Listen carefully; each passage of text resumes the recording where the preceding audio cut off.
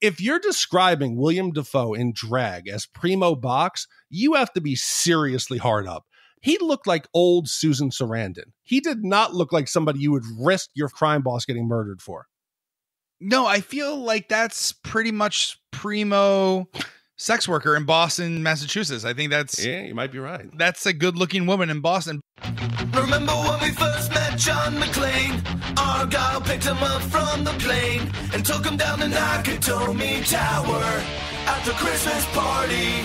And the terrorists were overzealous, but it was sweet when they killed Ellis. And with a little help from Alan, John McClane kicked ass. Welcome back to Shat The Movies, the podcast where we answer the question, were the movies we love when growing up really that good? Have you ever caught yourself thinking, why do they make movies like they used to? Can you still remember spending your Friday night searching for the perfect movie rental at Blockbuster Video? Do you even remember what Blockbuster Video was?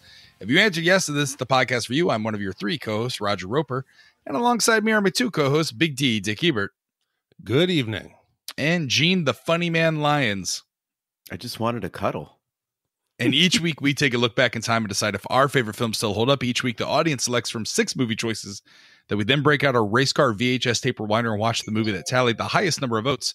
At the end of each podcast, the three of us will provide you, the audience, with the number of wipes each movie would take to get off your respective butts. So thank you so much for listening. If you haven't already, hit that subscribe button and share with a friend. That's how we help the podcast grow. You can also check out our sister podcast, Shat on TV, where we review television series such as Westworld, Taboo, American Gods, Game of Thrones, True Detective, and soon The Watchmen on HBO. That being said, we're still doing commissions. People are still sending in money because they want to hear us review their favorite movies. And this episode is no different. Isn't that right, Big D?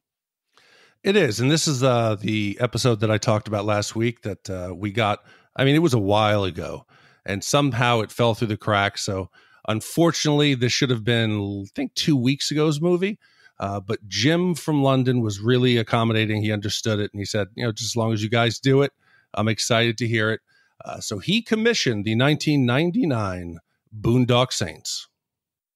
That being said, whenever we do get a commission, Gene, we ask individuals like Jim L to write in, and Jim L did send us an email.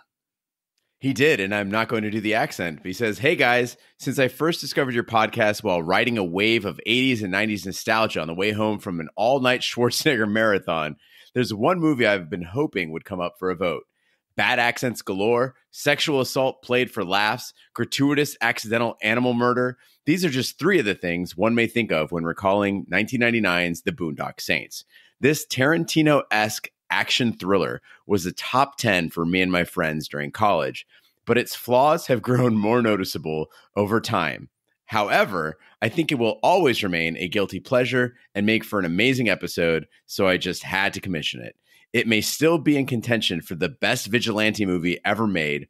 I'll let you decide on that, though. I don't want to eat in your analysis time, so I'll keep this short, even though I could go on for hours about all the crazy shit in this end of the millennium masterpiece.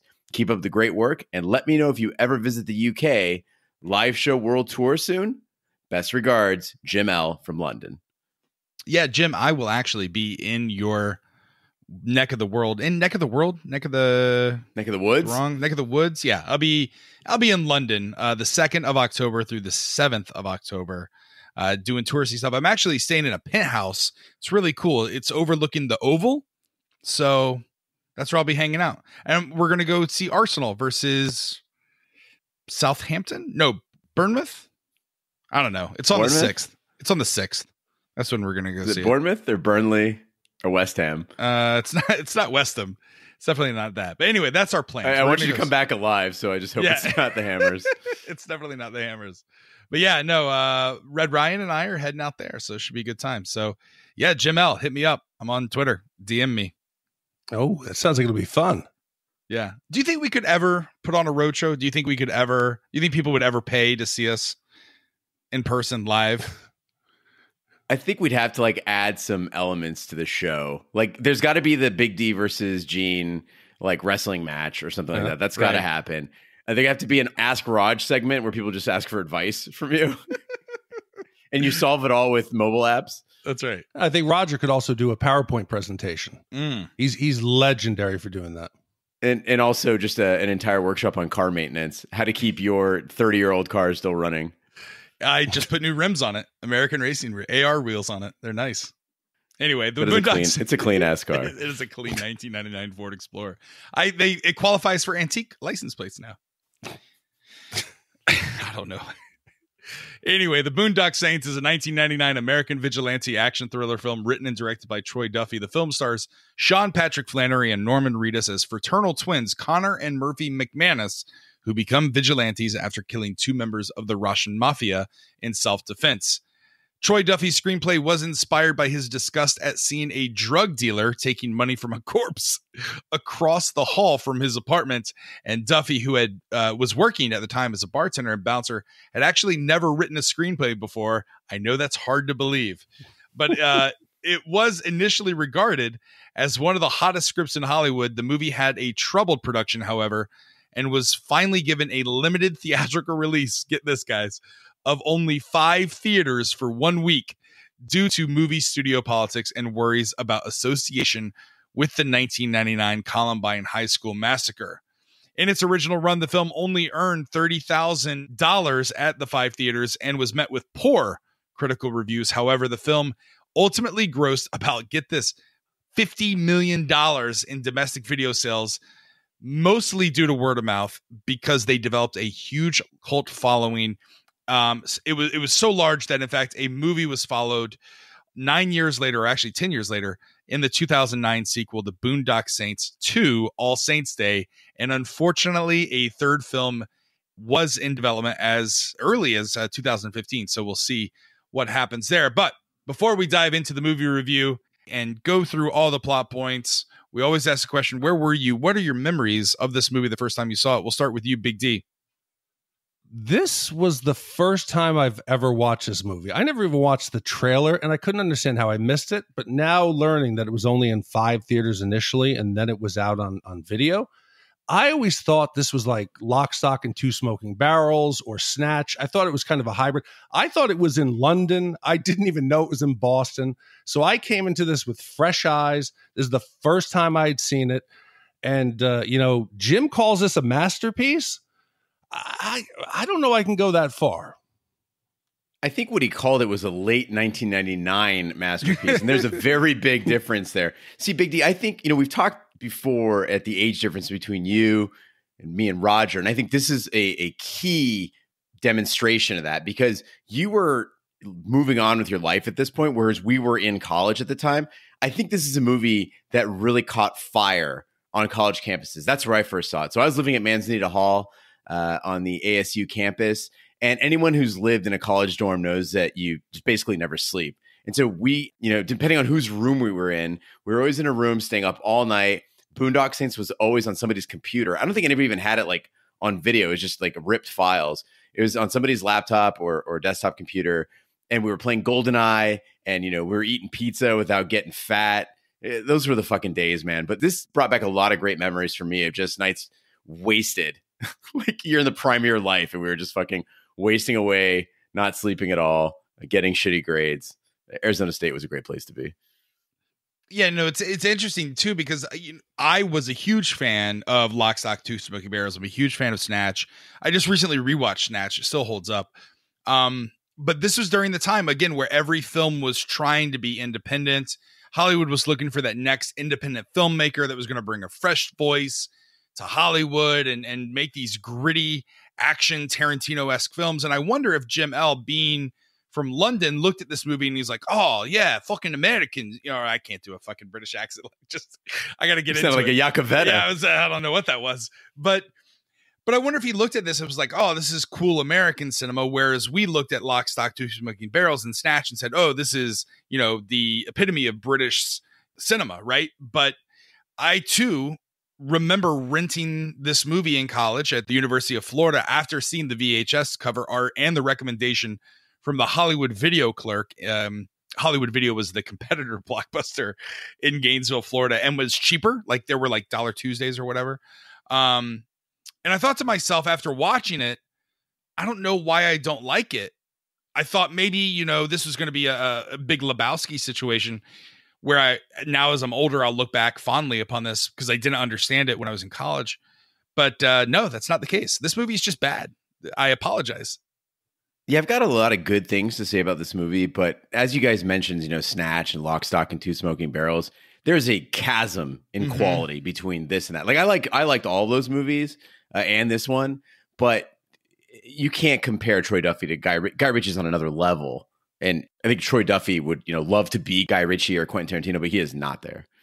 That's the Guy Ritchie of Lock, Stock, Two Smoking Barrels and Snatch, not the Guy Ritchie of King Arthur that we're talking about here, right? I haven't seen King Arthur. Oh, yeah. It's really bad. It's really bad. Why are you so happy about that? No, I'm just saying, I feel Guy Ritchie, once he started dating Madonna, kind of lost it. You know what I mean? Anyway, all right. Well, now's the time for you to stop this podcast and go watch the movie so you can understand what we're about to talk about. With that being said, Big D, play the trailer. On the streets of Boston. This was no gangland assassination. It was way too sloppy. Something went wrong here. An FBI agent is on a case. All the lowlifes in the quiet city of Boston start dropping dead, and you think it's unrelated. They're all bad guys. Now they're all dead bad guys. The victims are the mob.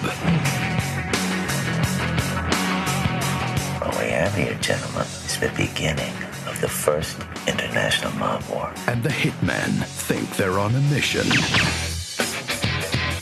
from God. Anybody you think is evil, don't you think that's a little weird, a little psycho? Sort of like 7-Eleven. We're not always doing business, but we're always open. That is nice and cozy. There was 2 shooters. Fan-freaking-tastic. This guy's very sharp. If he hasn't figured us out yet, he will. All we know is what we found out from the neighbors. And the general consensus is they're angels. Amen. In a place where the violent have the power. Destroy all that which is evil, so that which is good may flourish. One lawman doesn't know whether to catch the killers I believe what they do is necessary. or join them. All the things I wish I could do, these guys are doing. With every breath, we shall hunt them down. Each day, we will spill their blood. In Boston, Massachusetts, 2 Irish-American twin brothers, Connor and Murphy McManus, attend mass where the priest mentions the fate of Kitty Genovese. Later, when Connor and Murphy are celebrating St. Patrick's Day with friends, 3 Russian mobsters arrive and announce they want to close the pub and take over the land it's built on. A brawl ensues, and the next morning when the 2 Russians seek revenge on Connor and Murphy, the mobsters are killed in self-defense. So, even Jim describes this as Tarantino-esque. So I came into it thinking this is going to be kind of gritty and real.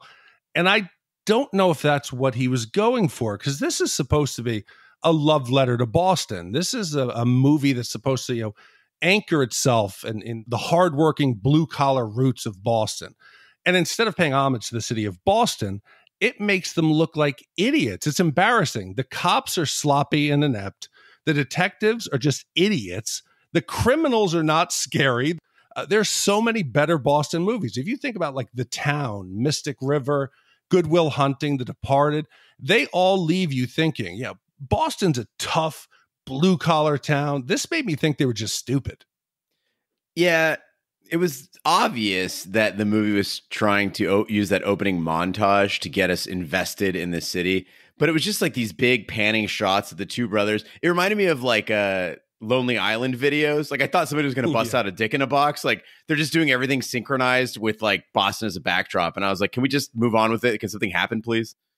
So this is supposed to take place in South Boston. And if the first time I visited Boston, I had no idea of the influence that the Italian mafia actually had, because I always thought it was the Irish mafia, but the Italian mafia is all mostly in northern Boston, right? And you spent time, Gene, in South Boston. I've never spent time in South Boston. Is it really that gritty? Is it really that dirty? Because all I know of South Boston or Southeast is from The Departed and this movie. Yeah, I mean, it's really the only part of Boston that's like what you would think of as Boston of the 90s. I mean, everything else has been pretty much transformed. So everything on the MIT and Cambridge side is just, nerds, whatever. The North End is, I mean, it was very traditionally Italian. They still do have like these little Italian neighborhoods where you'll see guys playing bocce in the middle of a little triangle or whatever. And then as you move further south, like toward Jamaica Plain, it does get like a little rougher down there. But I would say that that's the only place where if you were to try to find this flavor of Boston now, I think you got to go like pretty far south, because most of it, like most cities today, has just been so gentrified that it's pretty homogenous. Yeah, but I'm like you, Big D. I thought this movie was trying way too hard at first. You have these twin brothers praying in church, then walking up to the cross to kiss the feet, where, you know, there's, I guess, an assistant priest that's back there where someone stops him from saying anything of these priests during mass, going up there and interrupting the sermon to do that. And then they go out, you know, they're dressed all together. They go out, they in synchronicity, as you said, Gene, they light up a cigarette and take a huge puff, you know, and they put in their rosaries. And maybe this would all work if they weren't wearing pea coats and dad jeans, but it just doesn't quite work for me. They're not cool. Yeah, Raj, you mentioned in the plot description that they were talking about the death of Kitty Genovese, and in it, you know, basically the priest is saying that she was stabbed to death, nobody did anything, and that something worse than evil is people who don't take a stand against, you know, evil. And so it sets up the whole movie. I thought for sure that the story was going to come full circle, that Kitty Genovese was like their mom or something like that, and then they just like never fucking addressed it again. But you're absolutely right. They are trying so hard in this movie, and that extends to the comedy as well. You know, we get the first pub scene, and this was the late 90s. So like this Irish pub thing was like all the rage, right? That's where we got like, you know, the Thirsty Lion and the Keg and like all these Irish pubs just started springing up out of nowhere. And of course, the proprietor of this pub has got to be like a surly Irishman. And then he has to have the one thing that every comedic old man in every fucking 90s movie's had. He's got Tourette's. Of course. The 90s was obsessed with Tourette's. And so, you know, they call him fuck ass, because he keeps yelling, you know, fuck ass. And I was like, God, how long do I have to endure this joke? And not only that, but just the entire like 90s Dropkick Murphys Irish pub fetish. I admittedly was a part of it. Like if you listen to my mix CDs from the 90s, it was a lot of this influence. But you know what? I'm glad we could bury that, put it in the past, and move on to a new millennium. But I'm agreeing with you here. I'm starting to watch this initial church scene with my 2019 glasses, and I'm like, okay, Kitty Genovese, that's the mom. And then I'm like, when all the priests are whispering, I was like, oh shit, was there some abuse going on where these two guys, are they going to end up shooting some of the priests? But thankfully, that did not come to pass. But he is the director in this opening montage. It seemed amateurish. He was trying so hard to be Tarantino. We've got this assortment of wacky characters. He's using on-screen text exposition, like he's putting up character descriptions and locations, and he pauses the motion on the screen as we're, you know, because people can't read, I guess, to catch up and see this is an FBI agent. We are now in Boston. He's quoting scripture. He started using nonlinear timelines more because it would seem like Tarantino than it was to actually benefit the plot. He would have been better off just trying to be original and trying to do something authentic instead of trying to just parrot what Tarantino was doing. Yeah, and you guys thought Kevin Smith was bad. Anytime you have to put the words on screen to highlight who the character is, and then the description, like, you know, where they came from, what their current status is, you're just amateur. And there's a great documentary on this movie that follows Troy Duffy. Oh God, what is it called? Overnight. It's Overnight. About him going through this and making this movie. And it really paints Troy Duffy in a pretty negative light. He's kind of egomaniacal. He made the studio buy like half of the bar for him that he worked at as a bartender. So either Troy Duffy is an asshole, or he's shown the light on just how of a cesspool Hollywood is, and use it to his advantage to be able to make this movie. I don't know what it is, but I agree with you, Big D. Everything from the fade to blacks to the actual font that they used, it just seemed like this was a kid making it on Windows Movie Maker. Jim, are you still there? I hope you are. We really appreciate you commissioning this movie, and I'm going to get on your side now. As a defense attorney for Jim, L, and for the Boondock Saints, I do want to say that the first brawl in this movie sets the stage for how each killing will be depicted until the final boss battle. I know you guys mentioned that you didn't really dig the nonlinear thing and the fade to black. I really like that part. And I think it really shines the best in that first murder scene where you get these weird clues. Like there's just a guy face down in the alley with a bandaged ass. And there's like a broken toilet and there's bullet holes down the alley. And I'm like, what the fuck happened here? And then you get to solve the case along with Willem Dafoe. And again, as a teenager, as a 19-year-old, I'd never seen a presentation like this. And I was totally hooked. I wanted to know like what crazy shit happened in each of these cases. And, you know, watching it now at 39, it's still fun. And if you watch the movie through the prism of fun and strictly through the prism of fun, it is rather enjoyable. But you got to take that highbrow criticism out of the picture and just watch it as a stupid action movie. Gene, you often like to give people tips on how to survive certain encounters, techniques to use.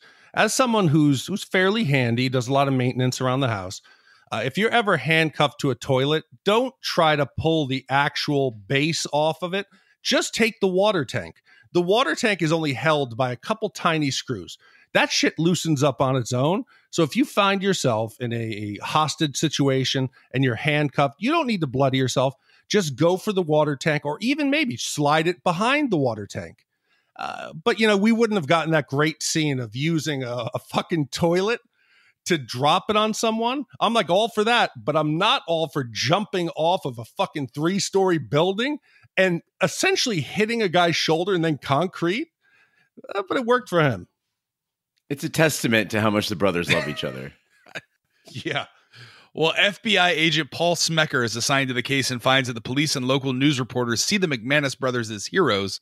The duo turn themselves in at a police station where Smecker interviews them, and after they retell their incident to Smecker, he declines to press charges and allows them to spend the night in a holding cell to avoid getting attention from the media. That night, they receive a calling from God, telling them to hunt down wicked men so that the innocent will flourish. So, Rod, you alluded to the fact that Troy Duffy might be a real asshole. This guy is a huge swinging dick. Like, think about this. You're a bartender and bouncer. You wrote your first screenplay after seeing a drug dealer pull money off a dead body in your hallway. And they're like, all right, who do you want for this movie? He's like, all right, the brothers, I want Steven Dorff and Mark Wahlberg. And the studio's like, what the fuck? Mark Wahlberg was like, no, thank you. I'm going to go do Boogie Nights. And then he was like, for Smecker, who eventually was played by Willem Dafoe, he's like, I want just some, I don't know, just an average ass actor like Kenneth Branagh. Like, yeah, okay, like he's going to stop doing fucking Hamlet to come over and do your movie. And then he's like, you know what? I'm just spitballing here. Okay, how about for the brothers? How about you give me like Brendan Fraser, or like Ewan McGregor? The studio's like, what the fuck? Then he goes, okay, no. Okay, not Kenneth Branagh. All right. For Smecker, how about Patrick Swayze? And to their credit, Miramax comes back and is like, how about Sylvester Stallone, Bill Murray, or Mike Myers? Okay. All right.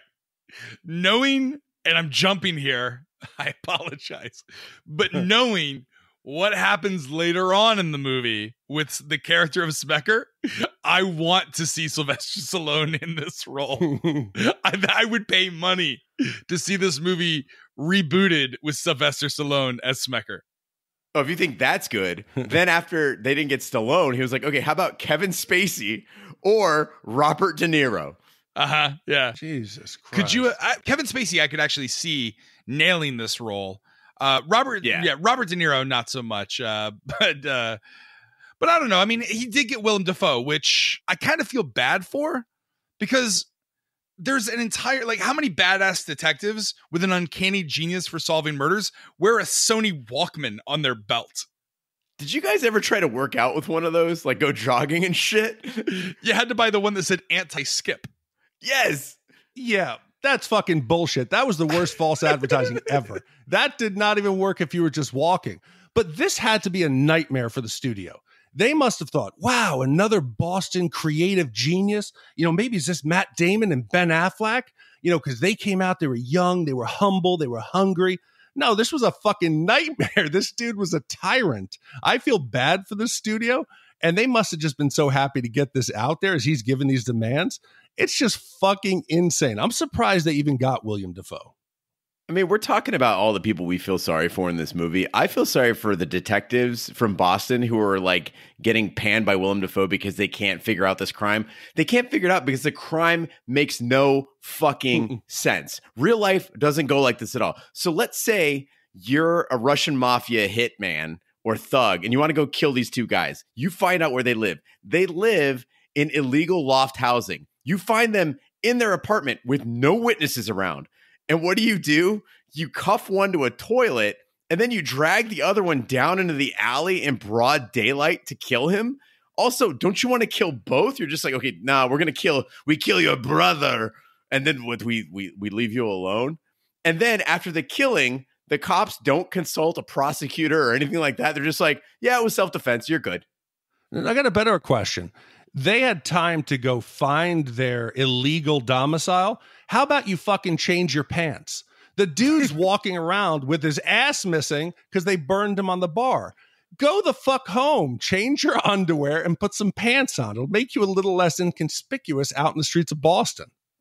How the fuck was this the hottest script in Hollywood, guys? There are things completely left unfinished. Like, in fact, I had to learn from Wikipedia that the vision from God was what set them on this killing spree. I had no idea. There's no exposition. There's a little bit of slow-mo where like rain is dripping down. Was that supposed to be symbolic? I don't understand. Yeah, it was like a baptism. It was raining down on them. And then they heard a voice from the sky. Did you not catch that part? No, because I couldn't find. So I watched this illegally because I refused to fucking pay money for this movie. And I couldn't get a good rip with subtitles. So I just had to turn up the volume really loud, completely missed major parts of it. Also, I had to endure my friend Kelly, who is over here. Like every 4 minutes just kept saying, why are we watching this again? Why did someone paid you to watch this? I will pay you $100 to turn this off right now. I'll admit I was biased because we were all high when we watched this, so I knew it was the voice of God. I was like, oh, this is obvious. Not this time, in college. Oh, got it. But you're talking about those bloody bathrobes? They walk out of the police station with bloody bathrobes on. Don't you think you might want to take those as evidence? I know you're going to just, wash away all the evidence. You might want to get rid of that too. And the only problem I have here is if we're supposed to get invested in this is a vigilante movie or this is a revenge story. Think of the good revenge movies that we've loved. The Crow, The Professional, Braveheart, or even John Wick. We need to see why these criminals deserve to die. Show us them killing John Wick's dog. Show us spoiler alert. Show us in Braveheart that they're trying to have the right of first night and have sex with Mel Gibson's fiance. We need to know why they have a reason to die. Then we're invested in the revenge, and then we start cheering as they get killed. Well, you've got the Russian mob guys. They're trying to mess with fuck ass. And then the other guy's Ron Jeremy. That's like, how much more of a weirdo do you like? He dies because he's Ron Jeremy. Yeah, and Papa Joe apparently is a big bad Italian mobster because he eats capicola sandwiches. But then it's like, hey, where's all the capicola? You bring me this and no capicola. Hey, tell me a joke. You're a funny man. You insignificant little fuck. Little fuck. Yeah, no, I agree. By the way, it's called actually it's prima nocta, but it's the same thing. You get but prima nocta. I know what you're the saying. Right of first night. Yeah. Is it the right of first prima night? Nocta is first night. Prima nocta is the Latin for first night. Yeah, but I've never heard it just called first night. You're like a walking billboard for the University of Florida's education. I know. That's right. I got a scholarship there too. Well, you know what Veritas and Equanimus mean, right? Equitas and Veritas. I know that there are two tattoos that my friend Ben Reeser got tattooed on his arms after seeing this movie in college. Oh, cool one, God. Ben. Are you for real? Yeah, Did he really? And he's a brain surgeon now. Can you imagine if you're getting your brain worked on and the guy walks up and he's got Boondock Saints tattoos? Cool. Mm-hmm. What were we talking? We were talking about the reasons. You see the villains. Yeah, I mean, again, Big D. It almost seems like these guys are the villains of the movie. I mean, I guess they're kind of anti-heroes because they're vigilantes, but you need a reason for them to fight, like you said. And there's just, I think it goes back to the fact that Troy Duffy, he was a bartender before this. You can't let a bartender, you can't give him $15 million and say, go make a movie. What the fuck is a bartender doing? How does he know how to shoot a movie? I don't think he does. Apologies to all bartenders out there. We have all the respect. Roger was a bartender. I was a bartender. I know nothing. That's why I have a dumb little podcast with my buddies talking about films. Self-loathing, Roger. Love yourself. This is a brilliant podcast.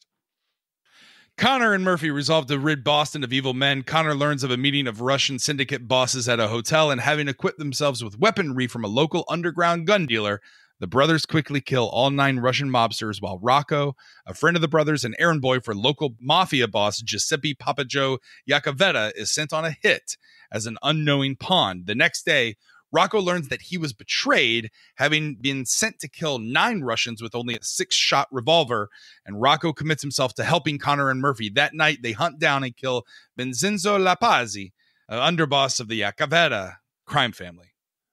So this movie is described as one of the top vigilante films of all time.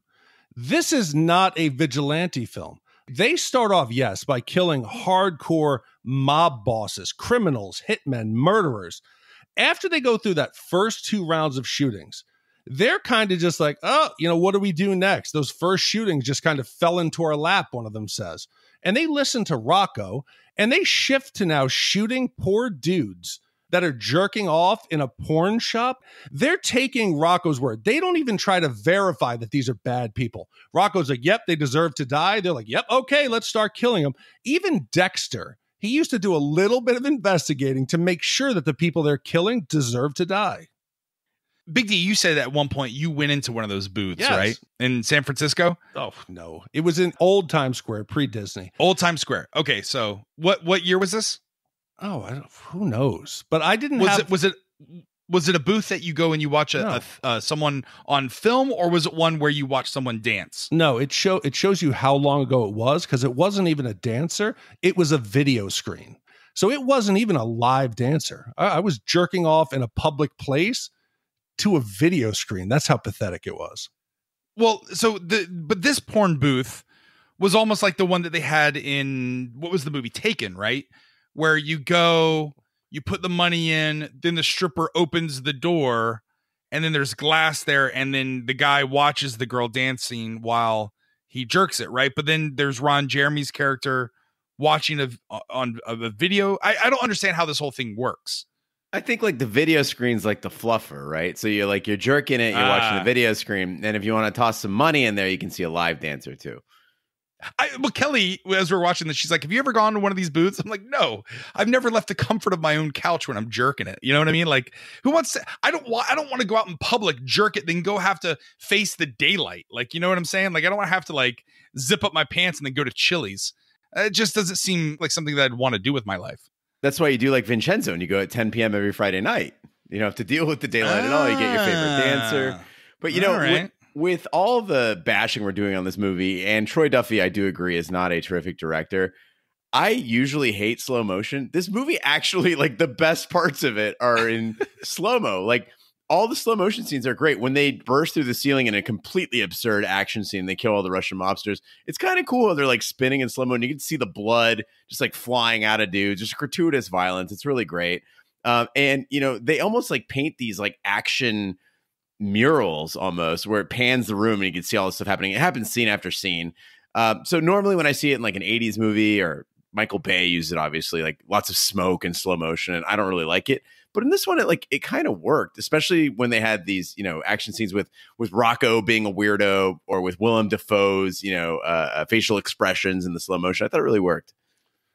So you're talking about these scenes that I'm still at this point thinking, God, do they want to be the Matrix? Are they trying to be, these super slow-mo that's panned the room? I was so wrong. And I was forced last night, because I have a young child and I had things during the day. So I was forced to split up my viewing in half. The first half I was taking this is a Tarantino gritty reel. And I'm like, fuck, this is so bad. There's a point here where Rocco goes and there's that murder in the coffee shop. And Willem Dafoe's character is giving them a lecture again. Hey guys, tell me what happened. Why'd they shoot the bartender? And one of the cops goes, oh, it was a crime of passion. Then it hits me. I'm like, okay, this movie is supposed to be funny. This is not real world. And at that point, to my second viewing, I started to like this movie much more. So Jim, I think I'll shit a little bit more, But at this point, I could see why you enjoyed it. Yeah, of course it's supposed to be funny. There's the great scene where they're about to go into the, I don't know, the porn shop, strip club, whatever you want to call it. And Rocco puts his mask on, and it's just a fucking disaster. And they start making mush mouth jokes from Fat Albert. Mm-hmm. That's literally the funniest part of the movie because it's just fucking mush mouth. Like, it's a great reference. If you don't know what mush mouth is, you're missing out. I want to pass something by you guys because I thought about this as I was watching it. What if this movie is just a grittier, dumber Dogma, right? Because you have two saints or angels wearing overcoats on a mission to rid the world from sinners, right? They received a vision from God, and there's massive, long, self-indulgent, edgy scenes of dialogue. Like, I halfway expected to see a half-naked Salma Hayek pop up in that Jerkin booth studio. What do you guys think of that? Yeah, I think you're right on the money with this. It's terrifying, the parallels when you start to like drill down to it. I wouldn't be surprised if Troy Duffy was watching Dogma and then saw a drug dealer pulling money off a dead body and was like, I got it, $15 million idea, and I'm going to get a bar. Did you guys also know that his fucking band did the music for this movie and then renamed themselves the Boondock Saints? Yes. Fucking ridiculous, Troy Duffy. You have no shame. You know who I feel bad for? I feel bad for the creator of the Boondocks. Because that's actually a quality cartoon and comic strip. The Boondock Saints, however, is not. The Boondocks is freaking fantastic and deep and, you know, edgy. This is a pile of garbage. I also feel sorry for Little Big Town and their song, The Boondocks. You guys not a big fans of Little Big Town? No, not at all. No.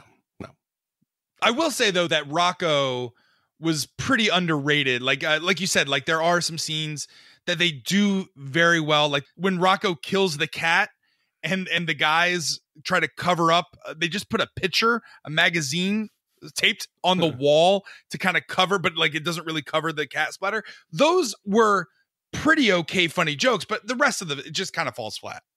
Yeah, talk about derivative humor.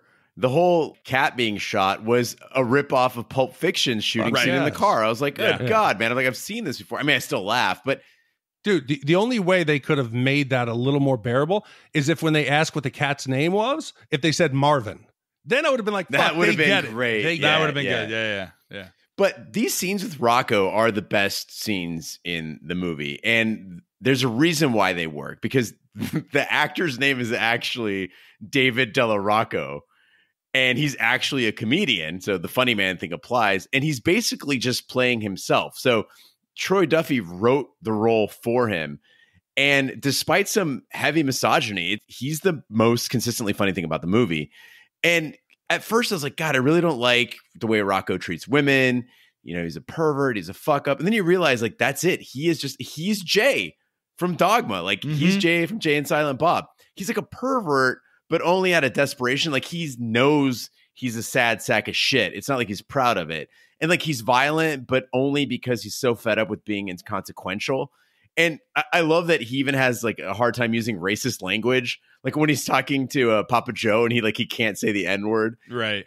I think regardless of the character's overall moral compass, whether you think he's an okay guy or not, a good guy or not, I think Della Rocco's performance just made everybody around him better. Like the brothers were actually funny when he was around. When he wasn't around, the jokes just didn't hit.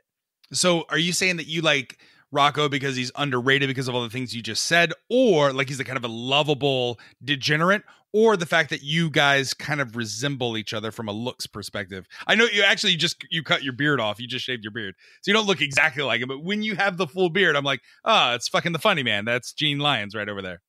Yeah, I've been thinking about maybe like bleaching some of my hair just to get that look going down, and just like smoking a bunch of cigarettes, not sleeping, and getting drunk all the time. So yeah, it's basically me in college.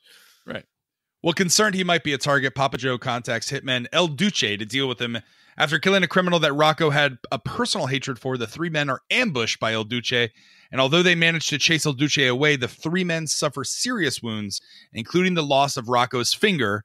And the three return to a safe house where they treat their wounds.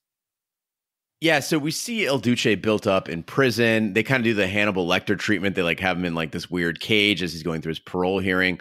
All the prisoners are like terrified of him. They're looking at him through mirrors, and like they've got like 9 armed guards announcing his movement. And so I'm like, okay, this guy's a fucking killer. Like, he's the real deal. And his first appearance that he makes, he busts open that jacket. He's got the 6 guns all strapped to his chest. And I'm like, all right. He catches 3 guys unaware in broad daylight coming out of a doorway with no cover. Mm-hmm. He can't kill any of them. Like, dude, try a fucking rifle and stand behind a car. You could have wiped all those guys out in a heartbeat. Dude, he's been in jail for like 25 to 30 years. He hasn't shot a gun in a while, so he's a little rusty. Yeah, but this is the guy who they had to wheel him. There's one guard that's literally pulling him on a what is that, like a pallet with wheels, as another guard stands behind him with a shotgun, and he's all chained up. He's supposed to be the most dangerous man in the world. And to Gene's point, this scene makes absolutely zero sense. And it's a shame because it comes on the heels of what I feel is the best scene in the movie, which is the poker scene, which is mostly done in slow motion. And there's a hitman, the hitman with the red glasses. He's in the toilet. He's taking a shit when the rest of his compatriots are being shot up by Rocco and the boys. And then as he's getting off the toilet, you see some side dick, which you don't see often in a movie. And I'm like, man, you see some major side dick. And I was like, for all the flaws in this movie, it really got one scene right. And it's this, and you don't see it very often. You saw it in this, and you saw it in Wild Things. You just see a little bit of side dick, and it's pretty good. And that's what made the movie for me. But the rest of the movie is pretty much shit from here. I like the fact, Roger, that the version of this film you found was so bad. It didn't have subtitles. The quality was so degraded, but you could still identify side dick. I like that worked, but I got to agree with you. This scene, I think, is the best. It's where Smecker loses his fucking mind. It's the first original thing that they've done in this movie. So after they get the card game shot up, Smecker, he's walking the police through that, hey, this is what happened talk. And they pull out their notebooks. And Smecker starts waving his hands into the air as he's describing what's going on. And they weave him into the scene. So we're not forced to watch him talk us through what happened. Then we watch the shooting. They weave those two together. And I think it's brilliant. He starts losing his fucking mind. He's in the middle of the street, waving his arms around. They're playing classical music. His shirt comes untucked. His hair is all over the place. This was the only original scene in the movie. And I thought it was fucking brilliant. It was almost as if they got Willem Dafoe for like 3 days, because how much better would have the flashback scenes been if Willem Dafoe was intertwined with the boys as he's explaining everything? If the movie was like this, it would be fantastic, but it's not. This is the only scene where you get a little bit of that originality, and Willem Dafoe is fucking going for it. But at the end, again, Duffy has to fucking ruin it. He has to go too far because an egomaniacal idiot. At the end, he shows Smecker fucking shooting the gun in the air. They're in a fucking suburban neighborhood. Is Smecker doing this in real life, or is this like in his head? No, this is his wild, fevered dream. This is his fucking. This is how he gets into it's like a Beautiful Mind. Okay, where he visualizes the number. This is him breaking down the clues. But we get to see after this fucking shootout, like you said. Il Duce can't kill these. Maybe he's not going to kill the 2 brothers, but Rocco's a fucking idiot. He doesn't even have a gun. He's sitting there in the middle, frozen. They somehow survive. They go back to their little hideout, and they're going to try to do some medical first aid on each other. Mm-hmm. They pull out a fucking hot iron to work on a bullet wound. There's got to be a better way to do this. You remember Rambo? Didn't he pack the wound with gunpowder and then light it up to burn it and cauterize it?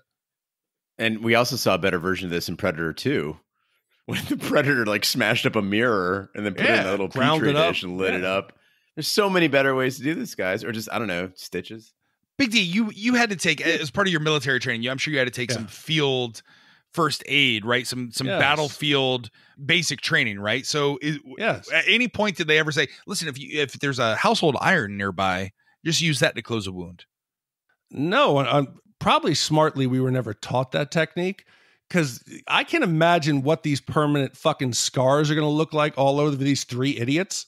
Forget about the tattoo on their neck. Just look for the idiots with the iron mark all over their body. What setting do you think you put it on? The household iron? It's got to be cotton. I'm thinking cotton. I'm thinking permanent press. Cotton. He's got to make sure that the steam is turned on, though, because you don't want infection. That's right. Exactly. Well, hours later, a police investigation seems futile since the brothers covered their tracks by spraying any blood left behind with ammonia. However, Smecker happens upon the part of the finger lost by Rocco and decides to do an independent investigation to see who was behind the gun battle. Smecker is able to track the evidence down to Rocco and his two allies. This leaves Smecker in a difficult scenario and struggles with the choice of whether to prosecute the three men or join them in their cause, as Smecker believes they are doing the right thing. After getting drunk at a gay bar and subsequently getting advice from a reluctant priest held at gunpoint, Smecker decides to help the trio. So this was interesting because during the movie, and especially in the early parts, I was like, man, is Willem Dafoe's character, is Smecker gay? And then you see him in the scene where he's in bed for no reason with the guy who seems to be really attracted to Willem Dafoe's character, really attracted to Smecker. And he's like, "Ugh, what are you doing? Ugh, cuddle. What are you, F word?" That's right. And then I think you have to say the word. Oh, can I say that? Can I say F word is generally fuck. Oh, you're quoting the movie. I think it's okay. Okay. All right. Just for any listeners, I'm quoting the movie. It says cuddle. What a fag. And then when he's in the gay bar, he's like, "Oh, keep pouring it, you fairies." And everyone's kind of looking at him. And then he does a cross. Is Willem Dafoe's, is Smecker really gay, or is he in the closet? What was the purpose of even making this character a questionable sexuality?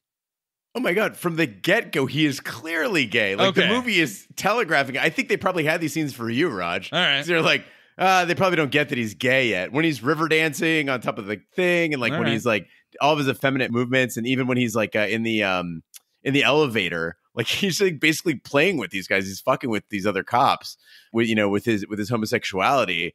I really enjoyed it until actually the cuddle scene, because there is just a rampant homophobia and flat treatment of gay characters as like shameful objects. Like Willem Dafoe's the tough gay, but all the other ones are just gay. Right. And this is a lesson for writers and directors, is just because you write a gay character or a character of color or a woman character, it doesn't make them an authentic representation or inoffensive. And even if you get an actor who is a woman or a homosexual or a person of color to play that character, it doesn't give it authenticity. It's got to be true. And this is probably like the most off the mark gay character I've ever seen in a movie.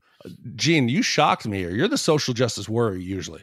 You just said that he was flaunting his homosexuality because he liked Riverdance.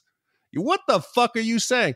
He is not telegraphing that he's gay, and he slaps the dude's hand because he wants to keep it quiet. He thinks he's kind of macho. He's like that guy that they just found at one of those Christian what do they call them? Transformation centers where they take in homosexual youths. What is it called? They were called, oh God, there was the guy who just came out. Yeah. Conversion therapy. Conversion therapy. That's it. Correct. This is like the guys in those men's sessions I went to at church.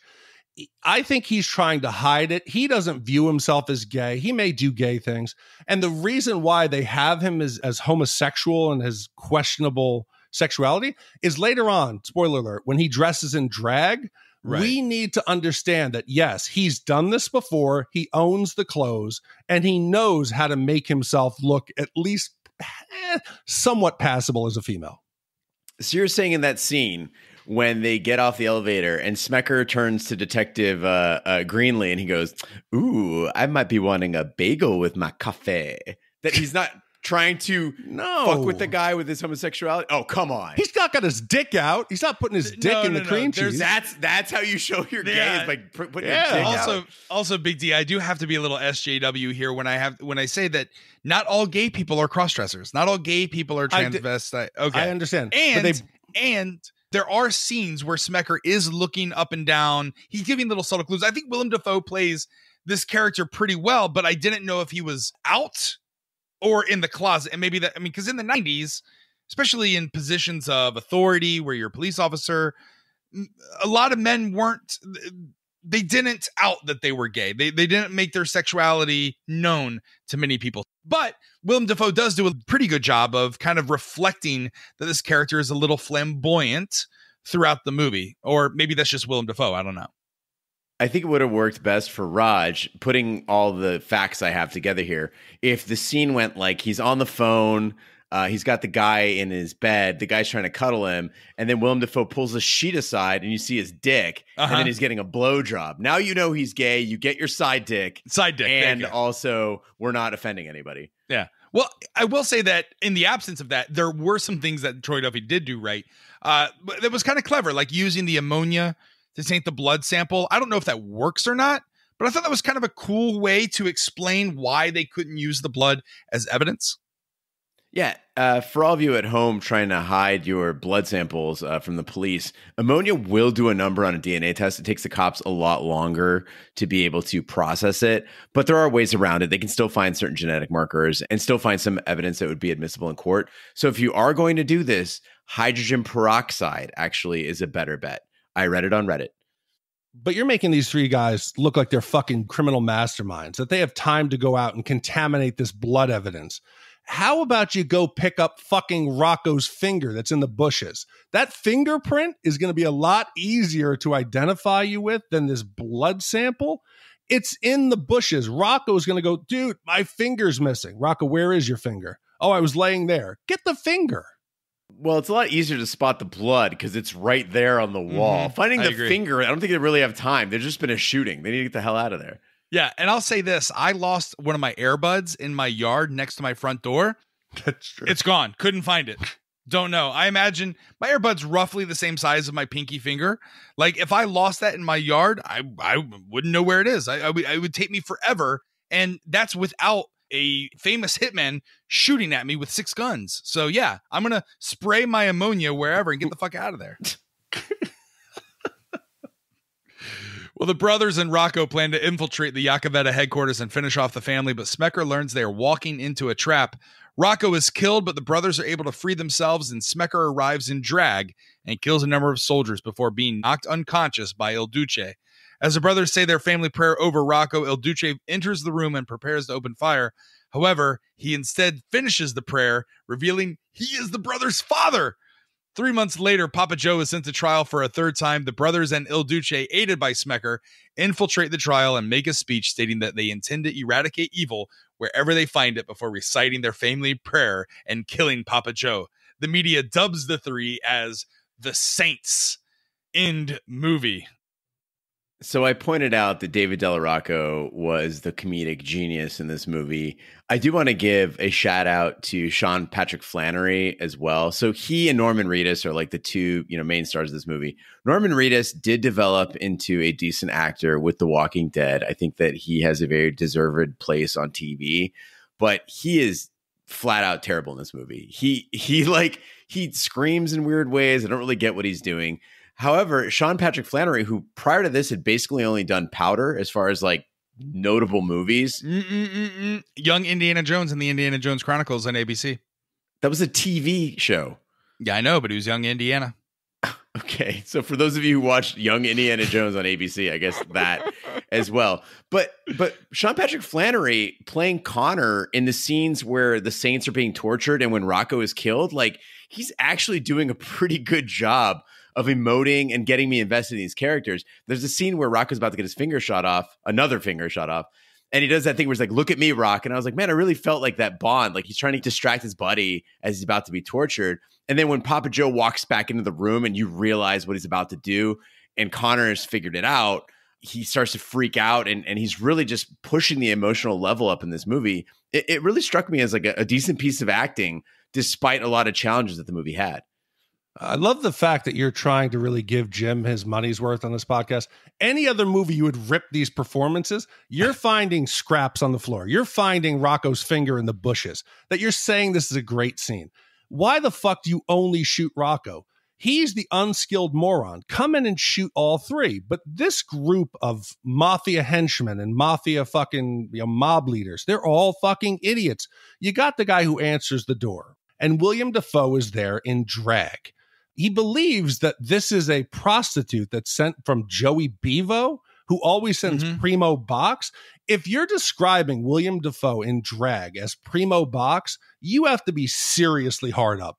he looked like old Susan Sarandon. He did not look like somebody you would risk your fucking crime boss getting murdered for. No, I feel like that's pretty much primo sex worker in Boston, Massachusetts. I think that's, yeah, you might be right. That's a good looking woman in Boston. But I feel like Gene likes Sean Patrick Flanery because Sean Patrick Flanery is a black belt in jiu-jitsu and races cars. Could be. Yeah, that's why he's all for it. But like, again, you talk about Big D, it's unbelievable that anyone would be attracted to Susan Sarandon, which is Willem Dafoe in drag. How about the fact that Billy Connolly's character, Il Duce, just hears the prayer and automatically is like, oh, there's only one explanation for this. These boys have to be my sons. Like, how did the sons have shitty accents that go in and out of the movie? Apparently, they were raised in Ireland at some point in their lives. They must have seen pictures of their father. How do they not recognize him? How does Billy Connolly not recognize him immediately when he's shooting at them? Raj, of the three of us, you're the most familiar with the Bible. Did you do this during the Bible? You're like, what the fuck is going on here? How does this guy know this thing? Mm-hmm. Yeah, that's exactly why I'm not a practicing Catholic anymore. I think it's a biblical parable. The whole thing is supposed to have a religious context. God guides them. That's how they come together. That's why they have the same mannerisms. You know, my mom told me once that my dad didn't like to drink out of glass that he couldn't see through. I also don't like to drink out of glass that I can't see through. And we've never met each other. How do you explain that? I don't know. It's God. I don't know. My father was really popular with lots of people, and people immediately liked him, and that doesn't happen for me. So I don't know if that's. Mm-hmm. But past this scene, there's more amateur schlock. You're like, oh, they're going to get together. They're going to tell the story of how they're reunited with their father. But no, it fades to black, and there's a fucking 3 months later text on the screen it's just nothing but like news reports of like the Saints are taking over the Bowery and now they're out for justice, and this is just more amateur schlock. This is fucking terrible. I hated the hour and 45 minutes you made me watch this movie, John or Jim. They never explain how Papa Joe gets caught, but I think the 3 months was just so that Murphy's wrist could heal from being broken. Oh, and then they're like, all right, he's fine now. Get to work, guys. I don't know. Also, what a speedy legal system. 3 months and already a trial. Jesus. Exactly. Well, I mean, did you like the way that the movie closed, though? Okay, so I think that the movie closed appropriately because they attempted some ambiguity there. If they would have just pasted this as these guys are all good guys and we agree with their mission and everyone should accept them as heroes, I would have had a problem. So these guys aren't superheroes. They're not even like regular heroes. These are crazy people. Like, they're crazy men. They basically enter and terrorize an entire courtroom. I'm not sure we were even supposed to be rooting for them wholeheartedly. They're just waving guns around wildly at people who are there, both victims and perpetrators and law enforcement alike. And I think that ambiguity showed a degree of maturity beyond the typical action movie. I'm not saying that it is a superior film and very well thought out, but it reminded me of, I don't know if you guys watched a lot. I watched a lot of older stuff with like Charles Bronson, like Death Wish, and a lot of Clint Eastwood movies like Dirty Harry, where it was like there were these, you know, these off the wall, hard nosed, above the law kind of guys. And it gave me that vibe, but it's still, they made you uncomfortable. Like, they made me uncomfortable in this last scene. I was like, Jesus Christ, they could just be killing anybody. Yeah, seriously, listen. And also, not everyone is religious. When Il Duce's in the courthouse and he's spouting out his manifesto and his religious babble, it was like Bane in the fucking Gotham Stock Exchange. The difference here is you're supposed to have the people loving you. You're for them. You traumatize that poor woman. Hey, just watch it. Watch it. It'll be over soon. Do you think she's going to be in your corner being like, woo, let's go Saints? Oh, you live in the darkness. I was born in it. Horse will be convened. Spoils will be enjoyed. Blood will be shed. It's $100, Jim. Thanks. You only adopted the dark. I was raised in it. I was raised in it. Why do you guys both sound like Jimmy Stewart? What the fuck is going on over there? I told you. Every time a bell rings, an angel gets his wings. I told you. Did you see the killer? White people. Well, now it's time for the podcast where we break out our Shat meters and give you our wipe scores. If you've never listened to the podcast before, 0 wipes is a perfect movie and 5 wipes is just complete shat. That being said, we'll start with you, Big D. How many wipes do you give the Boondock Saints? Man, I'm torn on this. I really didn't know what to do or what to think of it, right? I want to give it a worse score after finding out that the man behind it was a bit of an asshole, but I can't let that affect me. Yeah. I think as a piece of entertainment, I think it was average. Once I got through the first maybe half and I understood what they were going for, yes, there's some issues with the quality of it, but it was because it was a first movie that he was making. I think the performances were okay. Willem Dafoe losing his fucking mind in the street, I was all in on that. I think they were trying too hard at the end to make this into some kind of like a trilogy. The ending wasn't needed, but overall it was entertaining. I mean, would I go back and watch it again? No. Was it terrible? No. Was it great? So that's why I'm going to think. I think it's right in the middle of the road. It's 2.5. Not the best, not the worst. But the best thing I could say about the movie is it's a movie. It's exactly wow. That. It's a movie. Yeah. You heard it here, folks. Yeah, you come for the jokes, stay for the insightful knowledge and scores. We'll start. Okay, so that's 2.5 wipes for you, Big D. Gene, how many wipes do you give the Boondock Saints? So, Raj, Boondock Saints definitely had a bumpy start. As I started watching the movie, I was like, shit, this is not as good as I remember it in college. There was a lot of jokes that didn't hit. But on the flip side, there were some standout performances by Willem Dafoe. I thought Patrick Flanery did a good job, and David Rocco. I wish this guy had more work. I mean, he is an accomplished comedian and stand-up, and he does a lot of like actor studio stuff, but I'd like to see him in more movies, possibly playing himself. But to its credit, the film did zip by at a breakneck pace, and despite some cringeworthy homophobia and misogyny, which we didn't really address that in the podcast, there is some horrible violence toward women in this movie that's being passed off as comedy that also made me incredibly uncomfortable. I was, despite all that, fairly entertained. And you mentioned John Wick earlier, Big D.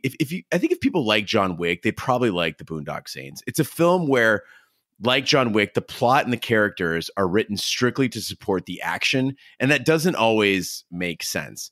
I think it's also a prism of the late 90s where writers were really stretching their legs and they were pushing for that shock value to see where they could take it. It was very experimental in that way, and now it seems antiquated and forced, but at the time it was very revolutionary. So for me, it's slightly better than average. I would say 2 wipes. I disagree wholeheartedly. John Wick is a far superior movie than the Boondock Saints. It's way cooler than this, and the actual gun, like you shoot guns.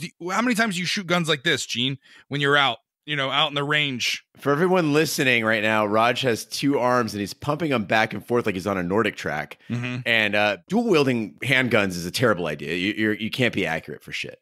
But look, let's just say John Wick is an improved version of this idea.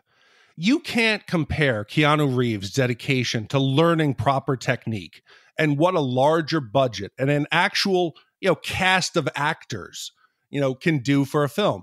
But I don't think John Wick is ever made without this movie. But the thing with John Wick, I mean, people sit there and they blow John Wick, and it's like, dude, like let's get down to the basics on this. His motivation in the movie is ridiculous. The fact that he gets captured and then he just finds the guy that ordered his killing and then is just like, I'm going to let you go because I'm not after you, whatever. And then also, like, there are just hundreds of unnecessary henchmen in John Wick that are just basically bullet catchers. And so the movie doesn't make a ton of sense, but it's entertaining. I won't say I don't like John Wick. I'm just saying that it also, like, if we're going to get down to it, the action scenes are better, but it's not a really well-written movie. If you kill a man's dog that was left by your dead wife, that's the last remembrance you have of her. And to compare Boondock Saints to John Wick, I think is an insult. And you could probably compare this to maybe Taken, right? Taken has some flaws. Machete. Yeah. Machete, maybe. I don't know, guys. I don't know how we're on such different wavelengths here, because this is, for me, is a 4.5 white movie. Like, it's not quite a 5 white movie because it's only reserved for movies like Willow. But this is close, and I apologize, Jim, if you like this, but looking at it now, 20 years later, this just isn't a good movie. So anyway, 2.5, 4.5, and 2. If we add those up and divide by 3, what does that give us, Gene?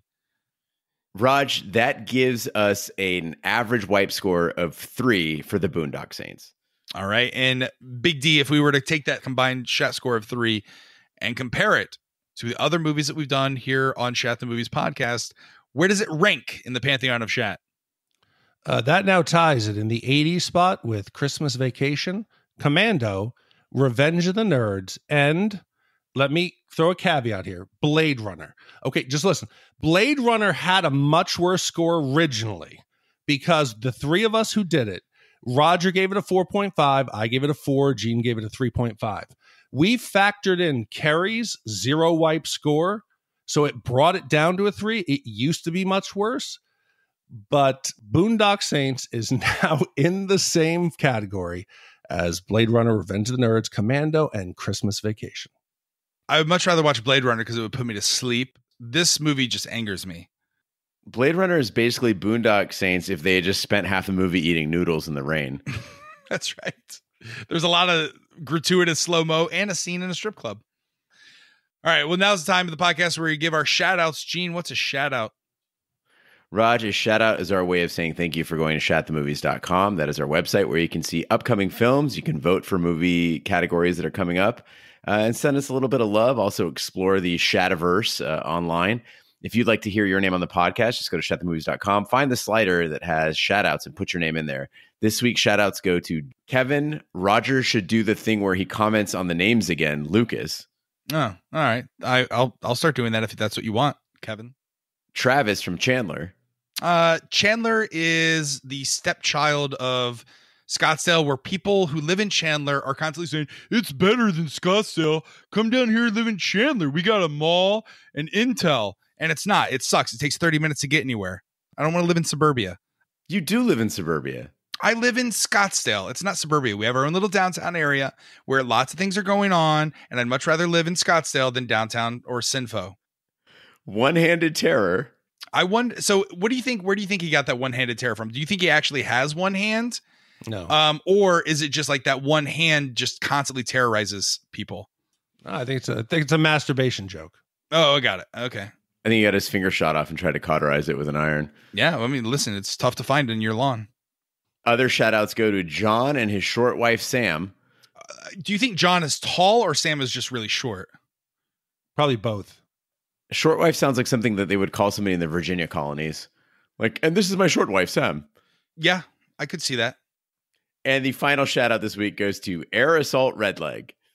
Air Assault Redleg. That sounds like a character in a in that one movie with what's her name? Rose McGowan. She had that leg. Planet Terror. Planet Terror. Yeah. That was a cool movie. That was fun. And that's the shout outs for the week. Thanks everyone for writing in. And if you'd like to hear your name on Shat the Movies and Roger's commentary, please go to shatthemovies.com and let us know who you are. All right. Now's the time where we tell you what movie we're going to be doing, or we're going to explain the synopsis of it. And we're going to see if Big D can get through it. Big D, what is the synopsis of the next movie? Oh, fuck. Next week is a glorious moment in this podcast's history. I'm assuming we're going to have to find a guest host because it is a Michael Bay film. And we know that Roger just fucking hates Michael Bay. I hate Michael Bay, but I like this movie. This was commissioned by our good friend and somebody who's appeared on the podcast a couple times, Drew Zachman, the host of the One Headlight 90s podcast. And this movie I absolutely loved. It was on Big D's top movies, my voting category. And it is about an FBI chemical warfare expert, Stanley Goodspeed, played by Nicolas Cage. He is sent on an urgent mission with the former British spy John Patrick Mason, played by Sean Connery, to stop General Francis X. Hummel, played by Ed Harris, from launching chemical weapons on Alcatraz Island in San Francisco. General Hummel demands $100 million in war reparations to be paid to the families of the slain servicemen who died on covert operations. After their SEAL team is wiped out, Stanley and John deal with the soldiers on their own. And this was released in June of 1996. Michael Bay masterpiece. It made $335 million at the box office, and it won an MTV Movie Award for Best On-Screen Duo. Yeah, I mean, this is the one Michael Bay film where I remember it being okay. So I guess I'll be on the podcast. I don't know. Woo. Anyway. That concludes this week's episode of Shat the Movies. Be sure to follow us on social media, share with a friend. We're everywhere, including Twitter, Snapchat, and Instagram. Just follow the handle at Shat the Movies. You can also find us on Facebook. Just go to our website, shatthemovies.com, and look for Facebook links. You can email us your suggestions for upcoming films at hosts, with an S, hosts at shatthemovies.com. You can support the podcast multiple ways via PayPal, Venmo, or shopping via Amazon affiliate link. You can find all those on the website, shatthemovies.com. If you want to help us find advertisers, Gene, I think we possibly might have our first advertiser. We'll see how that goes. Yeah, I'm really excited about it. We've tried boner creams and CBD for dogs, and none of them really landed, but we might have a wonderful sponsorship from a deodorant manufacturer. And I think we get to try them out and let people know about how we conquered our stank. So fingers crossed. If you don't want your shat to stink, I've already started writing taglines. You can complete the survey, shatthemovies.com/survey. We're everywhere fine podcasts can be found, including iTunes, Google Play, Stitcher, YouTube, or wherever you get your podcasts. If, though, you download via iTunes, be sure to leave a 5-star review. That does help the podcast grow. You can also check out our sister podcast, Shat on TV, where we review television series such as Westworld, Taboo, American Gods, Game of Thrones, True Detective, and soon-to-be Watchmen. You can find all the information on our website, shatonTV.com. Guys, I'm really excited for Watchmen. My concern with Watchmen is it's not going to be as good as The Boys was on Amazon. But it's going to be weekly, so. Yeah, you know that justifiable concern about an HBO production not being as good as an Amazon production. Oh, man, what crazy times we live in. Crazy times. Well, on behalf of my co-host, Big D, Dick Ebert, and Gene the Funny Man Lyons, I'm Roger Roper. Be sure to join us next week for the following review. Thank you so much for listening. Take care, good night, and good luck. Following is a state secret, gentlemen. Disclose it to any party and you will be subject to prosecution.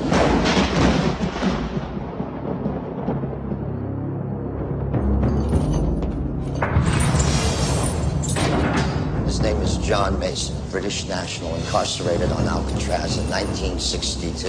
Escaped in 63. There's no identity in the United States or Great Britain. He does not exist. Secrets have a way of coming back to haunt you. There's a hostage situation on Alcatraz.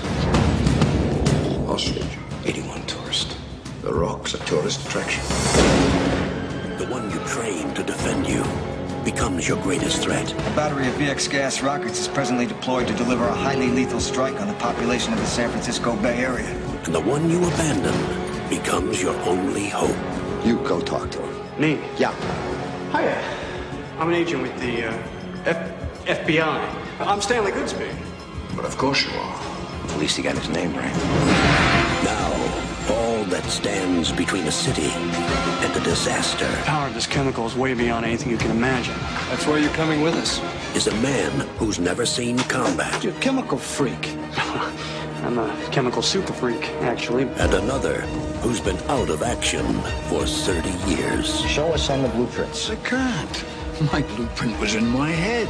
Fortunately, some things you never forget. But don't worry. It'll all come back to me.